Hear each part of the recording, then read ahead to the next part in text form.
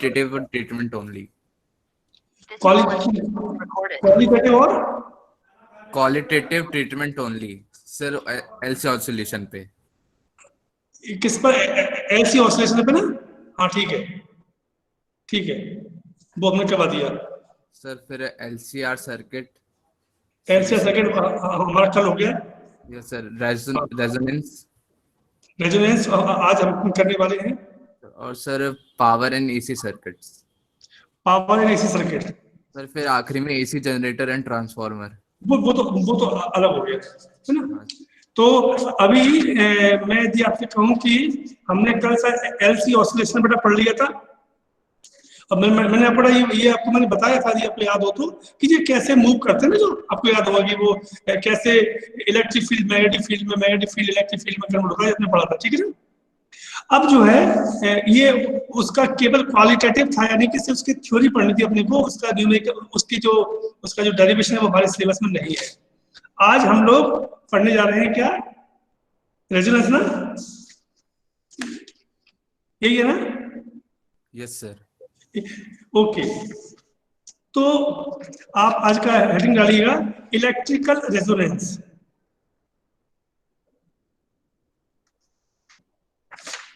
Electrical resonance. और इसके बाद बेटा क्या है? पावर है ना। इसके बाद पावर, आमिर। Yes sir. इसके बाद पावर है ना। Yes sir. Power and AC circuit. और लास्ट में होगा वो एक ट्रांसफार्मर होगा और एक AC जनरेटर होगा, है ना। Yes sir.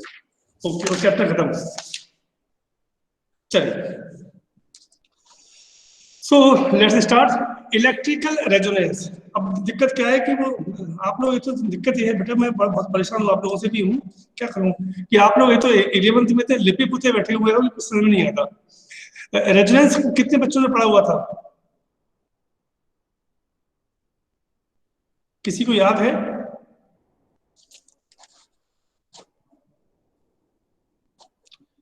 किसी को याद है? किसी को याद नहीं है। आपको ये पढ़ाया गया हो कि जो मैंने जब बताया गया था कि व्हाट इज ऑसिलेशन, उसमें 3 तरह के ऑसिलेशन थे। पहला ऑसिलेशन था, इसको हम बोलते थे फ्री ऑसिलेशन, सेकंड था डैम्प्ड ऑसिलेशन, थर्ड था फोर्स्ड ऑसिलेशन, राइट। फिर इन तीनों के अलावा एक और था जिसका नाम था रेजोनेंट ऑसिलेशन, यानी कि रेजोनेंस। उसमें यह सिखाया गया था कि यदि हर बॉडी की मान लो ये मेरे आपकी मास्क है बेटा, तो इस मास्क की भी अपनी एक नेचुरल फ्रीक्वेंसी होती है, हर बॉडी की अपनी एक नेचुरल फ्रीक्वेंसी होती है। ये है, इसकी भी होगी। मान लो ये मेरे पास ये पेंसिल है तो इस पेंसिल की भी होगी, मेरे पास ये रबर है तो इस रबर की भी होगी, वो इरेजर की भी होगी, मेरे पास ये माउस है। तो दुनिया में जितनी भी बॉडी है, तुम्हारी मेरी हम सब की होती है, हर बॉडी की एक नेचुरल फ्रीक्वेंसी होती है। ये कहा जाता है कि यदि जिस बॉडी की जो नेचुरल फ्रीक्वेंसी है, सपोज ये पेंसिल है और इस पेंसिल की मान लो इसकी जो नेचुरल फ्रीक्वेंसी है वो 35 किलो हर्ट्ज है, मान लो, ठीक है। अब बच्चों क्या करना है अपने को, इसे आप कहीं पर रख दीजिएगा ऐसे दूर, और बगल में इसके, नोट इसके पास में दूर एक कोई इंस्ट्रूमेंट लेके आओ जिससे कि 35 किलो हर्ट्ज की फ्रीक्वेंसी की वेव निकल रही हो। तो आप ये देखेंगे कि इसके अंदर वाइब्रेशन अपने आप चालू हो जाएगा, ये अपने आप वाइब्रेट करने लगेगी। तो इसे कहते हैं हम लोग रेजोनेंस। इसमें 2 फ्रीक्वेंसी होती हैं, एक को हम बोलते हैं ड्राइवर फ्रीक्वेंसी, एक को हम बोलते हैं ड्राइवेन फ्रीक्वेंसी। तो जो आपने सोर्स लगाया था वो थी ड्राइवर फ्रीक्वेंसी, और ये इसको बोलेंगे driven frequency. This is the resonance. आपको याद होगा उसमें सिखाया गया हुआ, पता नहीं कितना पढ़ाया था आपने, नहीं पढ़ाया था, कि जब आर्मी किसी पुल से होकर गुजरती है तो उसके मार्च पास्ट को बंद करवा दिया जाता है। आप में से कितने लोगों को पता है बात? Yes sir. अदरवाइज उस पुल के गिरने के चांसेस बढ़ जाते हैं। क्यों? क्योंकि आर्मी जब जब चलती है तो उसके आर्मी के पैरों की एकदम एक फिक्स आवाज निकलती है, साउंड निकलती है, उससे एक खास किस्म की फ्रीक्वेंसी निकलती है। मान लो बाई चांस की बात है वो फ्रीक्वेंसी उस ब्रिज की फ्रीक्वेंसी से मैच कर गई, तो ब्रिज में वाइब्रेशन हो जाएगा और ब्रिज टूट जाएगा। आप लोगों को शायद ना पता हो, मैं बता दूं कि जब ट्रेन किसी ब्रिज के ऊपर से गुजरती है तो वो अपनी स्पीड को बार बार चेंज करती है। किसी को पता है ये बात? नहीं पता, कोई बात नहीं। जब भी कोई ट्रेन किसी छोटे मोटे पुल की बात नहीं कर रहा हूं मैं, जो बड़े पुल होते हैं जिसमें से पूरी मैंने मालूम पड़ता है कि ट्रेन चल रही है और पुल पुल के ऊपर है, अभी इधर भी पुल बाकी है, यहाँ भी पुल बाकी है, बड़े बड़े पुल होते हैं। तो जब इतने बड़े पुल से जब ट्रेन निकलती है तो वो अपनी अपनी स्पीड को कई बार बदलती है। मालूम है क्यों? आपने देखा होगा बेटा कि जब ट्रेन में होते हैं तो ट्रेन की एक खास आवाज होती है, वो धक धक धक धक धक धक जो भी है वो एक बनती है, राइट? एक खास किस्म की आवाज बनती है, फ्रीक्वेंसी बनती है उसमें, वो एक रिपीट करती है अपने आप को। ऐसा होता है आमिर? Yes sir. हाँ, ऐसा होता है। तो अब क्या होता है कि मान लो कि वो खास किस्म की जो साउंड निकल रही है उसकी फ्रीक्वेंसी पुल से मिल गई, तो फिर से ब्रिज टूट जाएगा वो। तो वो क्या करते हैं कि बार बार चेंज करते रहते हैं जिससे कि वो उससे मैच ना कर पाए। तो these are the case of resonance. मतलब जहां पर उस किसी भी बॉडी की, किसी भी पार्टिकल की, किसी भी सिस्टम की, किसी भी डिवाइस की फ्रीक्वेंसी बढ़ जाए ऑटोमेटिकली, या उसकी वैल्यू बढ़ जाए, तो उसे हम कहते हैं रेजोनेंस। हमको आज वही पढ़ना है। यानी कि एक की फ्रीक्वेंसी दूसरे से मिलने पर दोनों को मिला दोगे तो फ्रीक्वेंसी का जो मैग्नीट्यूड है वो बढ़ जाता है। वो कैसे बढ़ेगा इसे हम पढ़ने वाले हैं। तो हेडिंग होगा आपका electrical resonance.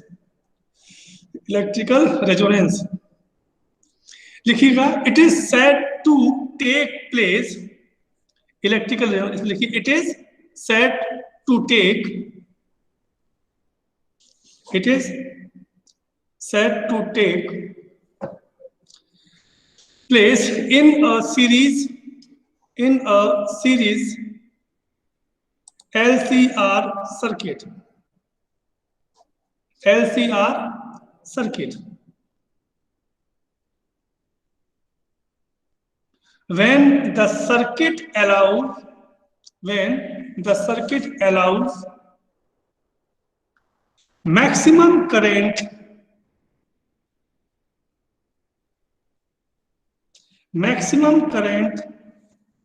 for a given frequency,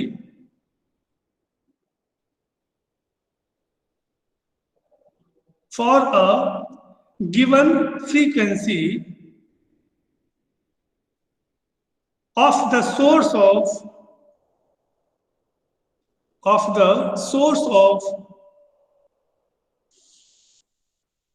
alternating supply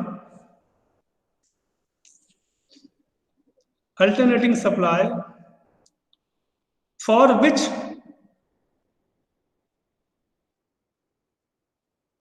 capacitive reactance becomes equal to the inductive reactance. Supply for which capacitive reactance becomes equal to the inductive reactance.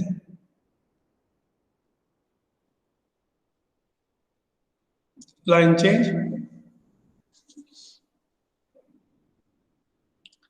Resonance occurs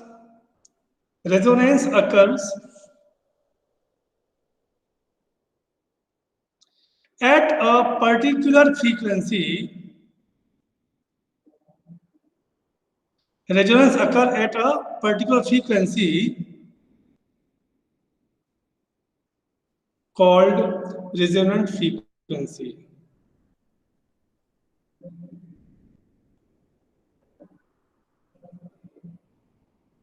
Called resonant frequency. At this frequency,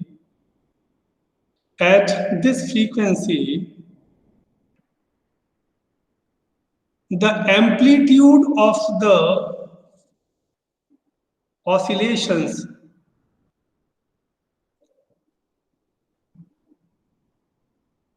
amplitude of the oscillations becomes very large,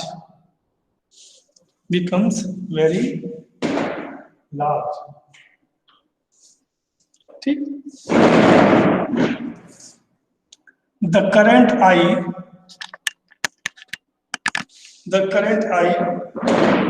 in series LCR circuit is given by, ये आपने पढ़ा हुआ है, यही है ना, I is equal to V upon Z। आपने ये भी पढ़ा हुआ है, इसके बाद लिखिए V upon Z कितना है, ये लिखा हुआ है omega L minus 1 upon omega C square plus R square, ठीक है, ये लिखा हुआ है। प्यारे बच्चों, यदि आप चाहते हैं कि I की वैल्यू अधिक हो, ये तभी संभव है या तो V बढ़ाओ या इसे कम कर दो, वो तो बढ़ता नहीं है जो फिक्स हो जाएगा, इसे कम करो। ये कम कब हो रहा है पता है आपको? ये कम तब हो रहा है जब omega L 1 upon omega C के इक्वल हो जाए। यदि ऐसा हो जाएगा तो ये हो जाएगा 0, R स्क्वायर का हट जाएगा अंडर रूट R बचा। मतलब क्या हुआ जो मैंने आपको लिखवाया ना कि it is equal to the inductive reactance is equal to capacitive reactance. जब हो जाएगा तो इसकी वैल्यू मैक्सिमम हो जाती है, राइट। इन दोनों को लिखो जल्दी से, ये लिख दिया? Yes sir. देखिए, it is clear that if XL is equal to XC then I is equal to V upon R, V upon R, okay, bracket में लिखना मैक्सिमम, राइट। या इन सिंपल वर्ड आप ये भी कह सकते हो बच्चों, ये भी कह सकते हो इसमें कि जब हम लोग रेजोनेंस की स्थिति में होते हैं तब इम्पीडेंस रेसिस्टेंस के बराबर होता है, ठीक है। अच्छा, ये कब हो रहा है? जब XL is equal to XC है। और यदि आप इसको सॉल्व करेंगे तो आपको समझ में आ जाएगा कि जो मैंने बताया था कि omega L is equal to 1 upon omega C, इसको सॉल्व करोगे तो हम कर चुके हैं पहले, ये क्या आएगा √2 पाई √8, याद है? कल करवा दिया है, कल करवा दिया है, कल मीन्स परसों। इसी फ्रीक्वेंसी को हम बोलते हैं रेजोनेंट फ्रीक्वेंसी। लिख दो, this frequency is known as resonant frequency.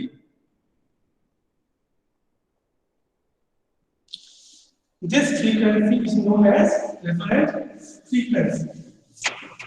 अब यहाँ पे ध्यान देना, यदि हम यहाँ पर एक ग्राफ खींचे, इसके बीच में ग्राफ खींचना है अपने को, हमें ग्राफ खींचना है ओमेगा मतलब और I के बीच में। तो बेटा ये ग्राफ कुछ ऐसा बनता है, ये ग्राफ कुछ ऐसा बनेगा।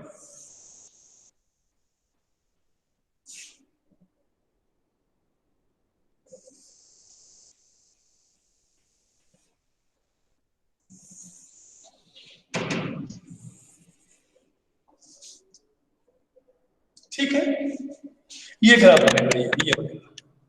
इसमें आप देख सकते हो, इसको आपने करना ओमेगा नॉट कर दिया आपने इसको, या न्यू नोट, एक ही बात। आप देख सकते हो ये R1 है, ये R2 है, ये R3 है। ये ध्यान रखना, ये R1 is more than R2 is more than R3। आप देख सकते हैं कि I की वैल्यू क्या हो रही है, आपको ये तो पता ही है, फार्मूले के हिसाब से I is equal to कितना आ गया है, V upon R आ गया है। अब क्योंकि वो तो 0 हो गया है, तो आप देख रहे हैं कि ये वैल्यू इस पर मैक्सिमम में फिर कम हो गई, बढ़ेगी। यानी कि इसका मतलब ये हुआ कि रेजोनेंस फ्रीक्वेंसी पर रेजिस्टेंस 0 हो जाता है या कम हो जाता है, और यदि ये वैल्यू R की वैल्यू कम 0 कर दे तो हमको इनफाइनाइट मिल जाएगा, जो कि पॉसिबल नहीं होता है। तो ये मान के चलिए, ये आपका एक ग्राफ है जो आपको बनाना, जल्दी कीजिएगा इसको। ये वो ग्राफ है जिससे आपको ये मालूम पड़ता है कि इस ग्राफ के हिसाब से कि यानी कि आप देखना कि जैसे जैसे आर की वैल्यू को कम करेंगे तो ये जो शार्पनेस है वो बढ़ती जाएगी। यानी कि अभी जो काफी प्लेटियो था ना, थोड़ा सा और तो यदि हम इसको 0 कर देंगे, जो कि पॉसिबल नहीं है आर की वैल्यू, तो हमको पीक जो मिलेगा वो इनफाइनाइट मिलेगा, जो प्रैक्टिकली पॉसिबल नहीं है, लेकिन थ्योरेटिकली हम उसको मान सकते हैं।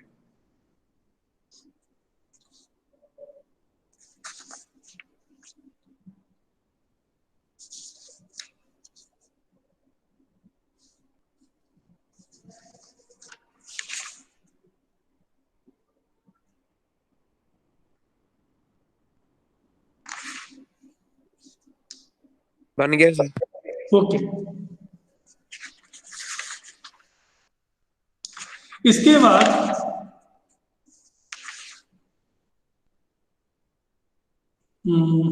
चलिए अब हम बात करेंगे जो आपका आज का टॉपिक है। एक मिनट, ठीक, अब लिखिए आज का नया टॉपिक है power consumed in a series, power consumed in a series LCR circuit. Power consume, power हम लोग डीसी में निकाल चुके हैं पहले, आप सभी को पता होता है कि कितनी होती है, V इंटू आई, वोल्टेज इंटू करंट होती है। बस इसी को हमको आगे बढ़ाना है। सेम टू सेम फॉर्मूला यहाँ पे लगेगा, तो लिखिएगा power dissipated in an AC circuit, power dissipated in an AC circuit is the product of RMS value of voltage, is the product of RMS value of voltage and component of current, and component of current in phase with RMS voltage।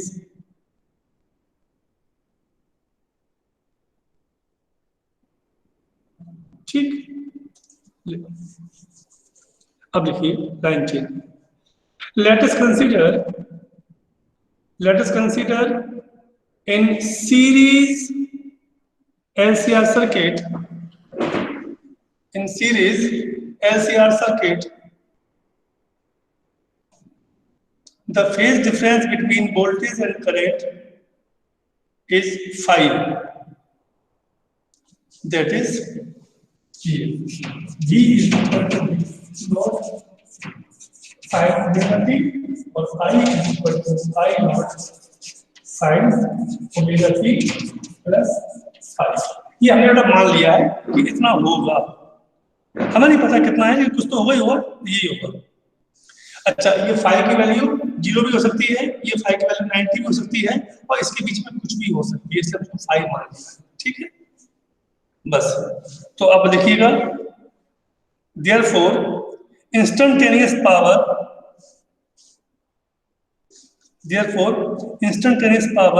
in LCR circuit is given by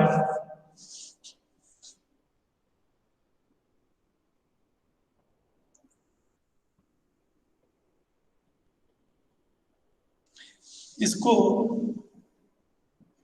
PI मान लेना, instantaneous है ना, PI है, छोटा सा किसी point पर क्या होगी, V इंटू आई, सिंपल फार्मूला वही है, V इंटू आई।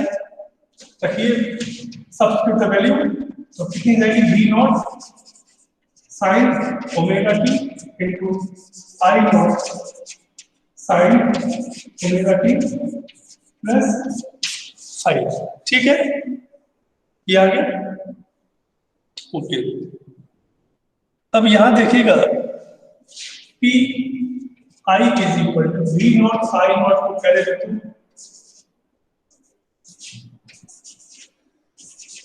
साइन ओमेगा टी को भी देखो, साइन ए प्लस बी क्या कितना होता है बताया आप लोगों को, होता है sine A cos B plus cos A sine B, यही होता है ना। तो क्या हो जाएगा sine omega T cos five plus cos omega T sine five, right, ये हो गया V naught I naught sine omega T sine A cos B plus cos A sine B. जल्दी लिखना पड़ेगा, बार-बार कैमरे में कम आ पाती है तो मुझे इसको पूरे पर यूज करना पड़ता है। हाँ जी, अब क्या हो जाएगा यहाँ पर P I is equal to V naught I naught को बाहर निकाल दो, ये हो जाएगा कितना देखो sine square omega T cos five plus sine omega T cos omega T sine omega T cos omega T into sine five, ये हो जाएगा साइन फाइव। ओके, इसको आप ऐसे लिख सकते हैं v is equal to V naught I naught sine square omega T cos five. बच्चों ध्यान दें सारे बच्चे, ये क्या लिखा हुआ है किसी को समझ आ रहा है क्या?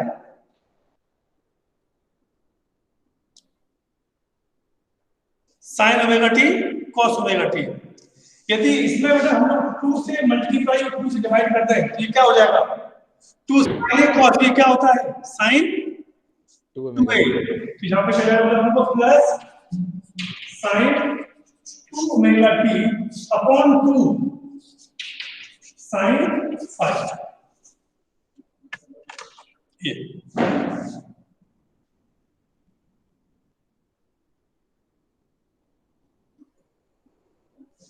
ये क्या हुआ है, ये आई है इंस्टेंटेनियस पावर, ये क्या है बेटा इंस्टेंटेनियस पावर। हमें क्या चाहिए, हमें चाहिए एवरेज पावर, तो क्या करेंगे total power divide by time, तो लिखिएगा the average power over a cycle over a complete cycle in LCR circuit in LCR circuit is given by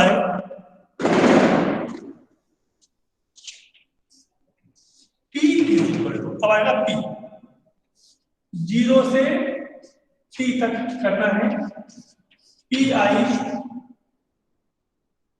dt PI dt sorry dt upon P, ये लिखा है work upon time, work upon power into time क्या होता है work होता है, work upon time, ठीक है।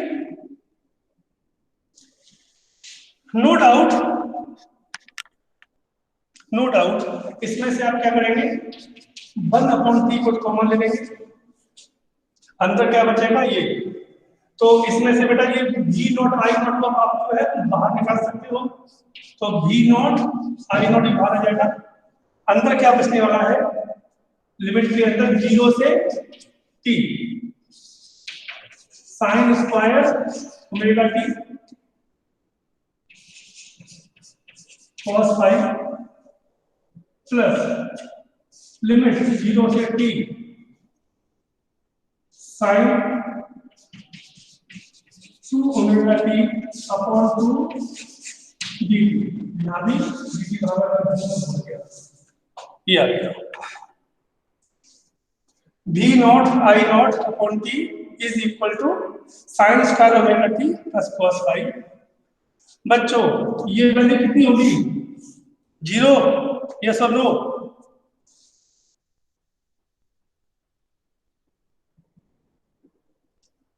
समझ में नहीं आया तो पूछ लेना। साइन थीटा की वैल्यू 1 साइकिल में हमेशा 0 आती है एवरेज, इसलिए बेटा कितनी जाएगी आपकी वैल्यू 0 लिख देना, because in one cycle the value of fine is 0, तो ये 0 हो जाएगा। अब बचा ये, अब फिर देखिएगा ये हो जाएगा कितना अपने को, p is equal to v naught i naught upon v, तो बाहर आ गया, लिमिट 0 से t, इसको आप लिख सकते हैं 1 minus cos 2 omega t upon 2 dt, और cos phi को बाहर निकाल दो, इसके बाहर ही रहेगा वो। तो बच्चों ये वैल्यू फिर से हो जाएगी 0, क्योंकि 0 cos की वैल्यू भी कितनी आती है, 0। सेम स्टेटमेंट लिखना वहां पर, because in one cycle the value of average value of cos is always 0। तो क्या बचेगा, 1/t dt का कितना होता है t, तो यहाँ पर आपको कितना आ जाएगा, v is equal to v naught i naught upon t, ये 2 भी बाहर निकाल दो, और लिमिट dt 0 से t, 0 से t, dt का मतलब कितना हो जाएगा t, तो p is equal to v naught, तो साथ में cos phi भी लिख देगा, v naught upon i naught, 2t को बाहर निकाल दो, cos phi भी बाहर आ जाएगा, dt का हो जाएगा t, तो हो जाएगा t minus 0, upper limit minus lower limit, इस t से ये t कट गया, इस t से ये t कट गया, तो आपके पास कितना आ गया, t is equal to v naught i naught upon 2 cos phi।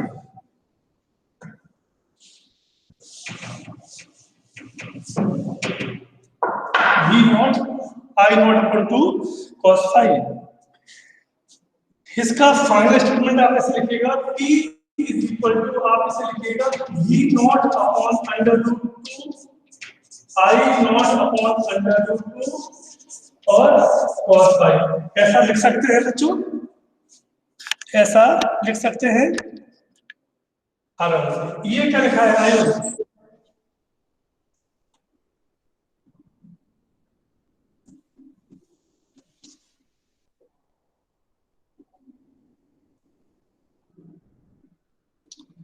Ayush बेटा ये क्या लिखा हुआ है,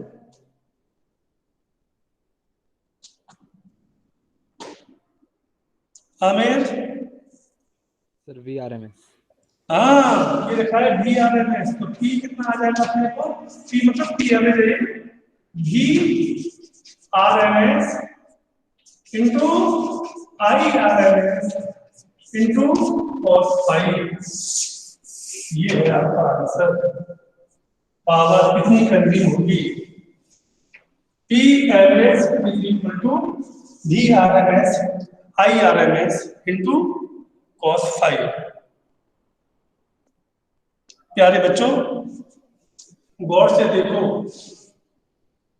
VRMS IRMS को जो आपने दिए होंगे वो होंगे, लेकिन लेकिन लेकिन ये इसकी वैल्यू कितनी हो सकती है, 0 हो सकती है और 1 maximum.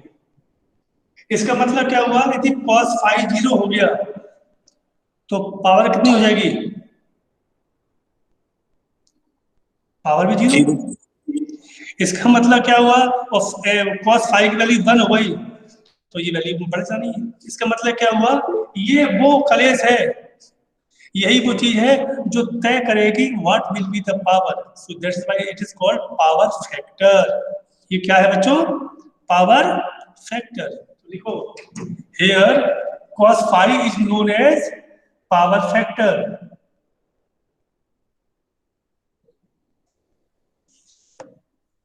Power factor and P, ये P एवरेज इज कॉल्ड इसके बहुत सारे नाम है, ट्रू पावर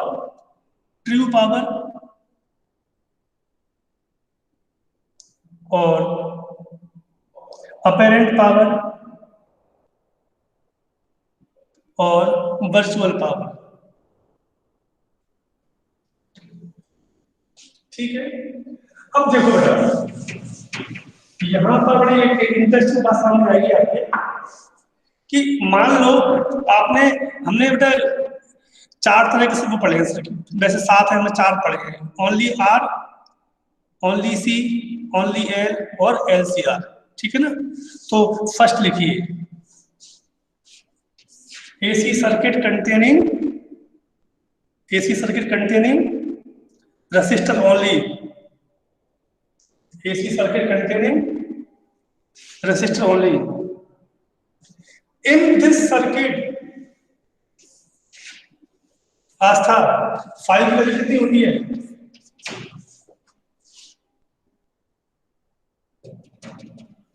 है ही नहीं। Halima,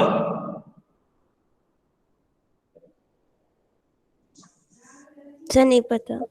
very good. And Mary, sir 0।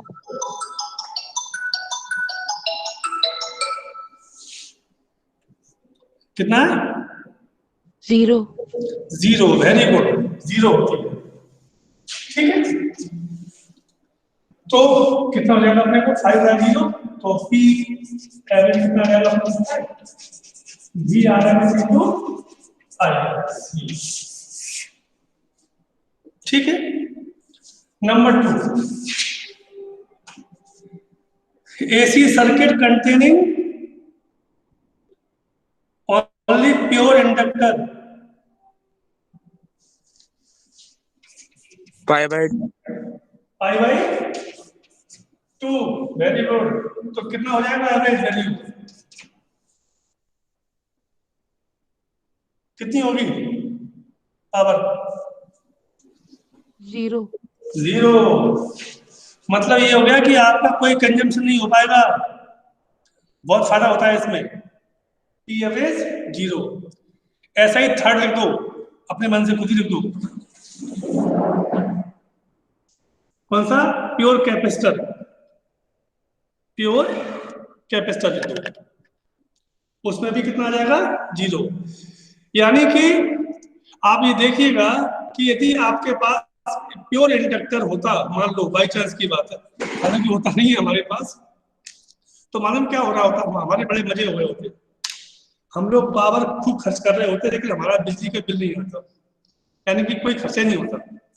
मगर क्या कर सकते हैं, तो वो लेकिन क्या होता है कि हमारे पास प्योर इंडक्टर नहीं होता, हमारे पास प्योर कैपेसिटर भी नहीं होता, इसलिए हम इसको नहीं कर पाते, है ना।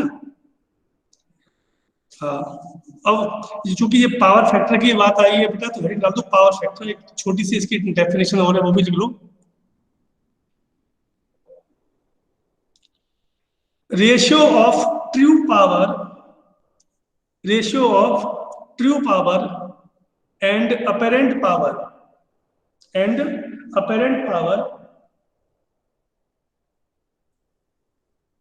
in an AC circuit is called power factor,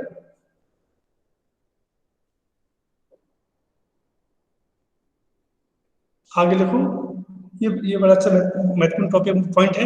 and the value of power factor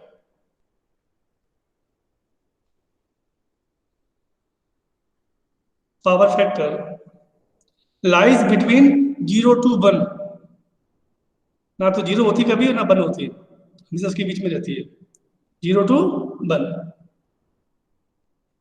बच्चों यदि आपको याद हो तो मैंने आपको बताया था, जब आपको LCR सर्किट में मैंने 10 फाई बताया था आपको, 10 phi,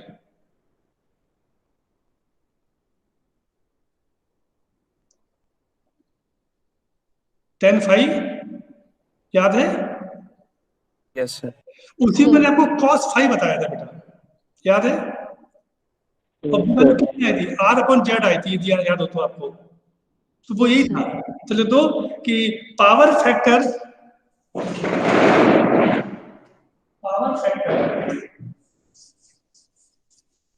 cos phi is equal to होता है r upon z, r upon z, ठीक है, और इक्वल टू रेसिस्टेंस अपॉन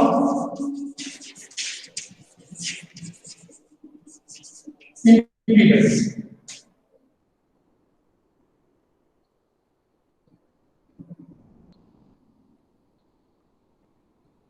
ठीक,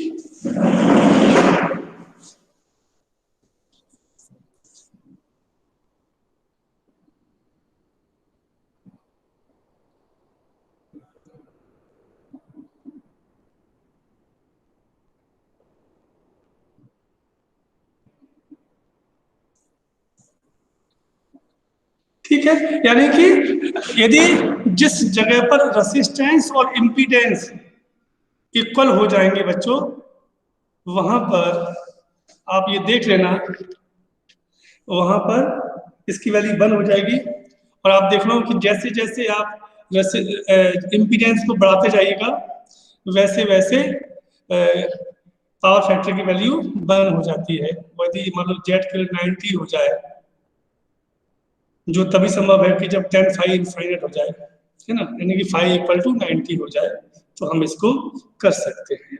तो ये था आपका अपना पावर फैक्टर। अब इसमें केवल हमारे 2 टॉपिक रह गए हैं जिसे हम 100% नेक्स्ट क्लास हमारी ट्यूसडे को होगी, क्योंकि मंडे को छुट्टी भी है और आपकी क्लास भी नहीं है, तो हम इसको खत्म कर देंगे। इसमें सिर्फ 2 टॉपिक बचे हैं, एक है ट्रांसफार्मर, एक है एसी जनरेटर। तो मेन तो ट्रांसफार्मर ही है, सॉरी एक भी मेन नहीं है। मेन क्यों नहीं कर रहा हूं मैं, क्योंकि ये आप दोनों के दोनों 10th में पढ़ चुके हैं। याद है किसी को क्या? 10th में आपने एसी जनरेटर पढ़ा होगा। अरे कोई तो बोल दो। Yes sir. हाँ, तो बस वही पढ़ना है अपने को, ठीक है ना?